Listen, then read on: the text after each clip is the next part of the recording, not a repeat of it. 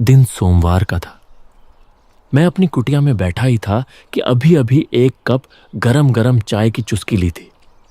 तभी मेरा सहकर्मी रंजन मेरी कुटिया में आ गया।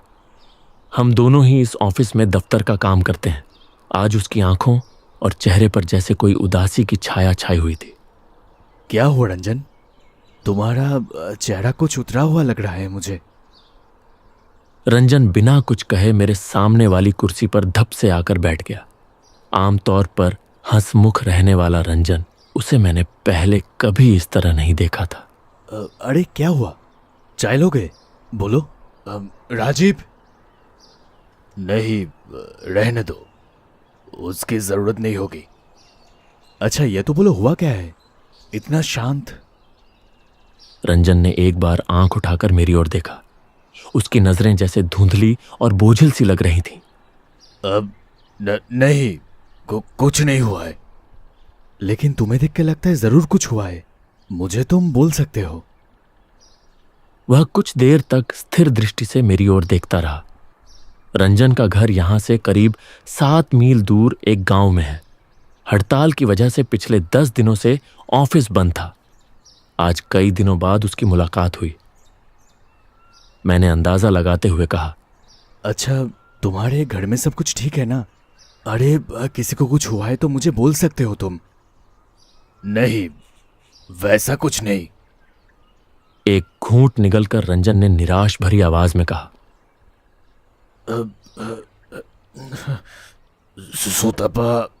सुतपा गांव छोड़कर चली गई है। चली गई वो। कुछ तो मैं भी समझ ही गया था मामला। सुतपा रंजन की बचपन की दोस्त थी। अब बेशक वह रिश्ता सिर्फ दोस्ती का नहीं रहा था। रंजन अक्सर मेरे सामने सुतपा की बातें किया करता था। क्या मतलब? क्यों गांव छोड़कर चली क्यों गई अचानक? मतलब वो बहुत बड़ी बात है। छोड़ो सब, छोड़ दो वो। पर गई कहाँ? नहीं लौटेगी?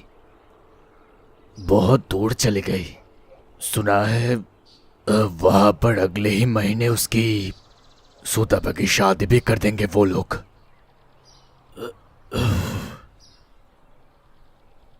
क्या क्या कह रहे हो? ऐसे बिना जान पहचान के शादी?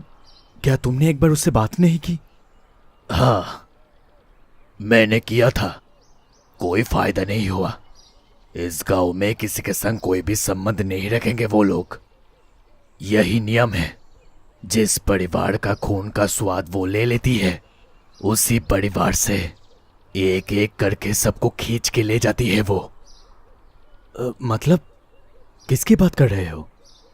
रंजन ने एक बार सतर्क नजरों से चारों तरफ देखा, फिर आवाज नीची कर लगभग फुसफुसाते हुए सिर्फ एक ही शब्द कहा, छलावा। छलावा? वो क्या है? हाँ, एक श्राप है। एक जिंदा श्राप है वो छलावा। अरे कैसा श्राप? ये सब क्या बोल रहे हो तुम? पिछली पूर्णिमा की रात सुतपा के भैया को वो छलावा खींच के ले गई। तभी उन्होंने तय किया था कि वो इस गांव में और नहीं रहेंगे। एक बार छलावे की नजर पड़ जाए तो वो बहुत डरावनी बात होती है। इसीलिए श्राद्ध खत्म होने के तुरंत बाद ही सारा सामान बांधकर उन लोगों ने गांव ही छोड़ दिया। रंजन की बातें सुनकर मैं बेहद चौंक गया। अरे ये कैसी चीज है जो इंसान को खींच के ले जाती है? थोड़ा खोलकर सब कुछ बताओ मुझे। मैं तो कुछ समझ ही नहीं पा रहा हूं। तुम शहर के आदमी हो प्रशांत, कभी गांव में नहीं रहे हो। तुम ये सब कैसे समझोगे? शायद मुझ पर भरोसा भी नहीं करो तुम। एक बार छलावा जिसको खींच के ले जाती है वो कभी वापस नहीं आता है। हर पूर्णिमा की रात गांव के राय दिखे के पानी में पाताल से उठकर आती है छलावा अपने शिकार के तलाश में। उस रात कोई भी अपने घर से बाहर नहीं निकलता है। जो एक बार बाहर निकलता है तो उसको वो बहला फुसला कर ले जाता है उस राय दिखे के पास। और उसके बाद ही छलावे के डर से गांव के सभी लोग बहुत डरे हुए रहते हैं। अगर वो एक बार शिकार करना शुरू कर दे, वो जल्दी से रुकता नहीं है। बहुत सारी जान लेकर ही उसके बाद ही रुकता है वो। सुतपा के मम्मी पापा नहीं चाहते थे उसके परिवार में और कोई उस छलावे के हाथों से मरे, इसीलिए सारी जमीन बेचकर किसी को बिना बताए चले गए वो लोग। रंजन हल्का सा हंस पड़ा, एक ठंडी अर्थहीन सी हंसी। निराशा से भरकर रंजन का गला रूंध आया। शायद मुझे उसे दिलासा देना चाहिए था, लेकिन मैं तो बड़े ही अभद्र तरीके से हंस पड़ा। अरे मुझे गलत मत समझो रंजन, मैंने थोड़ा हंस दिया। तुम तो पढ़े लिखे हो ना, और तुम ही ये सब पाताल भूत श्राप इन सब में विश्वास कर रहे हो। छलावा, और वो भी इंसानों को नदी में खींच लेता है। अरे ये सब जाकर बच्चों को सुनाओ तुम। देखो, कोई और वजह होगी सुतपा के भाई की मौत का, तुम लोग बिना वजह डर रहे हो। अरे ये सब कुछ नहीं होता, इसीलिए ही तुम्हें कहना नहीं चाहता था। अच्छा, मुझे एक बात बताओ, तुम्हारे टेबल पर ये गणेश जी की मूर्ति क्यों रखी है? अरे भगवान की मूर्ति है इसीलिए रखा है। भगवान अर्थात शुभ शक्ति, सही बोला ना? अगर यहां शुभ शक्ति का अस्तित्व है तो फिर बोलो अशुभ शक्ति का अस्तित्व क्यों नहीं होगा? हाँ? अरे ये तो सिर्फ लॉजिक है, पर वास्तव में ये सब चीज होता है, सब कुछ होता है। हाँ, कल्पना से भी ज्यादा होता है वास्तव में। रंजन का जबड़ा कड़ा हो गया था, जैसे वह किसी बात को साबित करने के लिए दृढ़ निश्चय कर चुका हो। तुमने भरोसा नहीं किया है प्रशांत, मैं समझ रहा हूं। कल होली की छुट्टी है, अगर हिम्मत है तो चलो कल फिर मेरे साथ मेरे गांव में राय दिघी में छलावा है कि नहीं, जाकर खुद ही देख लेना। कुछ क्षण मैं चुप रहकर सोचता रहा, रंजन का यह व्यवहार क्या है? वह तो कभी ऐसा नहीं करता। शायद गम और बेचैनी में उसका दिमाग सही नहीं है। अरे देखो रंजन, तुम भी जानते हो ये सब छलावा कुछ चीज नहीं है, तो बिना मतलब बहस करके क्या फायदा? बस एक बार चल के देखो तुम, फिर पता चल जाएगा, है कि नहीं? होंठ तनकर वह हल्का सा मुस्कुराया। क्या तुम डर रहे हो प्रशांत? क्या इतनी थी तुम्हारी हिम्मत? नहीं, मैं क्यों डरूं? किस चीज से? असल में जो चीज नहीं है उससे क्या डरना? तो फिर चलो। रंजन की नजर फिर से मेरी ओर टिक गई। अरे बाप रे, अब तो बड़ी परेशानी में पड़ गए।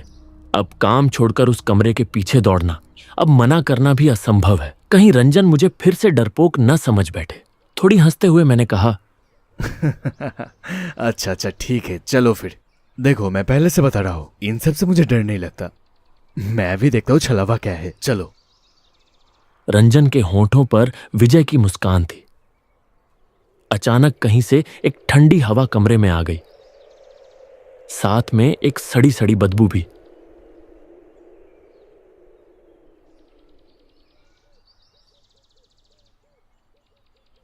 रंजन के घर के सामने पहुंचते ही देखा कि दिन ज्यादा बाकी नहीं है। सूरज दूर क्षितिज पर झुक चुका है। रंजन के माता पिता नहीं रहे, वह घर में अकेला रहता है। कमरे के भीतर गहरा अंधेरा है। रंजन ने एक मोमबत्ती जलाई। मैं कमरे के कोने में रखे आधा टूटे आराम कुर्सी पर बैठ गया। कमरे के भीतर असामान्य रूप से ठंडक है, कहीं से जैसे सिहरन पैदा करने वाली हवा बह रही है। लेकिन अभी तो सर्दी का मौसम नहीं है। फिर भी मुझे अजीब सा झटका लगा। रंजन का हाव भाव और भी अजीब है। एक बार कमरे में आता है, फिर तुरंत कहीं बाहर चला जाता है। मैं लेटकर और बैठकर समय बिताता रहा। रात बढ़ते बढ़ते वह खाने के साथ कमरे में आया। व्यवस्था बहुत साधारण थी। खाना खाते हुए मैंने उससे पूछा, अच्छा, यहां से वो राय दिघी कितना दूर है? ज्यादा नहीं, बस यहां से पैदल जाने में 10 मिनट ही लगेंगे। तो फिर हम लोग जा कब रहे?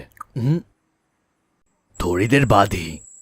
रोशनी की जरूरत नहीं पड़ेगी वहां। बाहर इस चांदनी में देखने में कोई दिक्कत नहीं होगी। लेकिन एक बात याद रखना, ज्यादा पानी के पास मत जाना। क्यों? चल हवा ले जाएगी। ध्यान से कान लगाकर सुनो। कुछ सुनाई दे रहा है क्या? सुन पा रहे हो तुम? वो सुरीला आवाज, वो छलावे की पुकार है। अगर दिघी के किनारे ये आवाज सुनो, उस समय भूल कर भी पानी के तरफ मत देखना। मैं कह दे रहा हूं। लेकिन मैं पूरी तरह सतर्क होने के बावजूद कुछ भी सुन नहीं पाया। वह कहां और क्या सुन रहा था कौन जाने। रंजन आदमी इतना कुसंस्कारपूर्ण है यह मुझे पता नहीं था। चलो चलो, अब और देर मत करो, चलो निकलते हैं। गांव की मिट्टी की सड़क पर रंजन आगे बढ़ा, मैं उसके पीछे पीछे। चांदनी की रोशनी धीरे धीरे स्पष्ट होती जा रही थी। रास्ते पर पड़े सूखे घास पत्तों पर हमारे पैरों से चरमराहट की आवाज उठ रही थी। इस इलाके में ज्यादा आबादी नहीं है। जो कुछ घर दिखते भी थे वे गहरे अंधेरे में डूबे हुए थे। झिंझी लगातार आवाज दे रही थी। हम दोनों में से किसी ने कुछ कहा नहीं। चारों तरफ एक गहरा सन्नाटा था।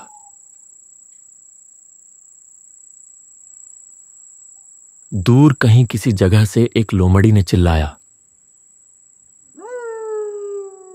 काफी देर चलने के बाद थोड़ी दूर एक झाड़ी से ढके तालाब जैसा कुछ दिखाई दिया।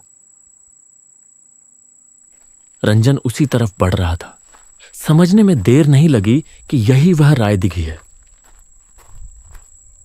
थोड़ी और आगे बढ़ते ही जगह को ठीक से देख पाया। तालाब के चारों तरफ घास पत्तों ने इसे ढक रखा था। तालाब के पार बांस के पेड़ों का घना जंगल ऐसा अंधकार का घेराव बना रहा था। राय दिघी के काले पानी पर चांदनी की रोशनी पड़ रही थी और पानी पर फिसल रही थी। तालाब का आकार भी छोटा नहीं था। रंजन अंधेरे में एक जगह खड़ा होकर मुझे हाथ हिलाकर पास बुलाया। पास पहुंचते ही मैंने देखा कि वहां एक अस्पष्ट पैदल रास्ता था। रंजन जैसे कई सालों से यहां जाना जानता हो, झाड़ियों को हटाते हुए आगे बढ़ रहा था। मुझे फिर से अजीब सा लगा। मन में धीरे धीरे एक संदेह अंकुरित होने लगा। झाड़ियों को हटाकर हम ठीक तालाब के किनारे पहुंच गए।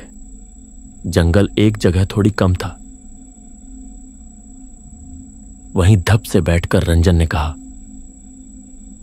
मैंने जो कहा था तुम्हें सब याद है ना? बहुत ध्यान से चुपचाप यहां पर बैठ जाओ तुम। हम चुपचाप बैठे रहे। शब्दहीन क्षण एक एक करके गुजरने लगे। राय दिघी का काला पानी बीच बीच में कांप रहा था, लेकिन लंबे समय तक बैठे रहने के बावजूद कोई असामान्य चीज नजर नहीं आई। धीरे धीरे मैं अधीर होने लगा। कहाँ है रंजन? हाँ, कुछ तो नहीं हो रहा है। कहाँ है तुम्हारा वो? बात कहते कहते ही मैंने उसकी ओर चेहरा घुमाया और अगले ही पल मेरे सीने के भीतर ठंडक दौड़ गई। रंजन ने धीरे धीरे मेरी तरफ गर्दन घुमाई। उसका चेहरा अजीब तरह से पीला और फक था। होंठों के कोनों में एक घिनौनी टेढ़ी मुस्कान। मैं कुछ समझ पाता उसके पहले ही मेरे पैरों में किसी ने जोर से खींच लिया। इस अचानक हमले में मैं संभल ना पाया और धड़ाम से पानी के पास तक खिंच गया।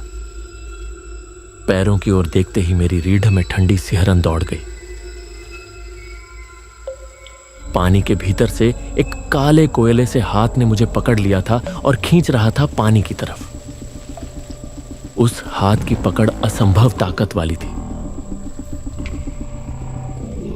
मैं किसी तरह भी छुड़ा न सका। तेज खिंचाव में मैं धीरे धीरे पानी की ओर बढ़ता जा रहा था।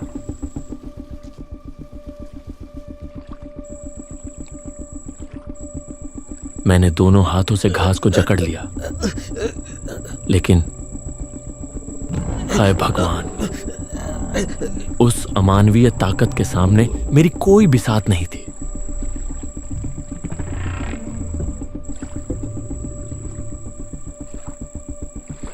पूरा मामला इतना जल्दी हो गया कि मुझे चीखने का भी मौका नहीं मिला। तब तक मेरे घुटने तक राय दिघी के काले पानी के अंधकार में डूब चुके थे। आंखों के सामने सब कुछ धुंधला धुंधला सा होने लगा। क्या यही वही छलावा है? क्या रंजन की बात झूठ नहीं थी? रंजन रंजन रंजन की बात याद आते ही मैंने किसी तरह ऊपर देखा, लेकिन वह कहां था? रंजन रंजन कोई नहीं, चारों ओर बस सन्नाटा। दूर कछुबन के बीच से लोमड़ी की आवाज कानों में पड़ी। मैंने अपने शरीर की आखिरी ताकत से कोशिश की, लेकिन सब व्यर्थ। उस काले हाथ के खिंचाव में मैं अब आधा पानी के नीचे था। मेरे पूरे शरीर में सुन्नपन छा गया। आंखों के सामने सब कुछ अंधेरा हो रहा था। पानी अब मेरे गले तक आ गया था। फिर सब काला, गाढ़ा निकष अंधकार। जब एक बार आंख खुली तो देखा मेरा पूरा शरीर पानी में तैर रहा है। पैरों में असहनीय पीड़ा। ऐसा लगा जैसे कोई मेरा पैर अपने मुंह में डालकर चबा रहा हो। हड्डियां चूर चूर हो रही हों। धुंधली आंखों से देखा सामने बांस के जंगल के पेड़ पर कुछ लटक रहा है। निःशब्द, निश्चल, जड़। क्या है वह? वो कौन है? अगले ही पल समझ आ गया। वह और कुछ नहीं बल्कि एक इंसान की लाश। हां, बिल्कुल सही। गले में फंदा लगाकर लटक रही थी वह देह। चांदनी की हल्की रोशनी में उसके बदन पर पहनी वही कमला रंग की शर्ट मुझे पहचानने में देर नहीं लगी। रंजन। कल सुबह जब वह मेरी कुटिया में आया था तब तो यही शर्ट पहनी थी उसने, लेकिन एक पल में सब साफ हो गया। तो क्या सुतपा के गांव छोड़ जाने के कारण रंजन ने आत्महत्या कर ली? क्या यह उसी छलावे का काम है? लेकिन अगर ऐसा ही है तो कल से मेरे साथ जो था वह कौन था? पैर की पीड़ा बढ़ गई। पानी के नीचे से फिर एक झटका, और सब अंधेरा होने से पहले मेरे कान के पास किसी ने धीरे से फुसफुसाकर कहा,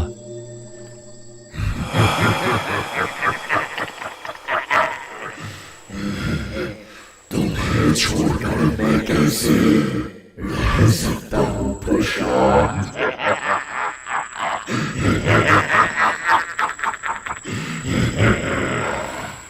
इसीलिए तो तुम्हें बुलाकर ले आया हूं। देख लिया ना, छलावा है क्या नहीं? देखा प्रशांत, देख लिया ना, बोलो मुझे।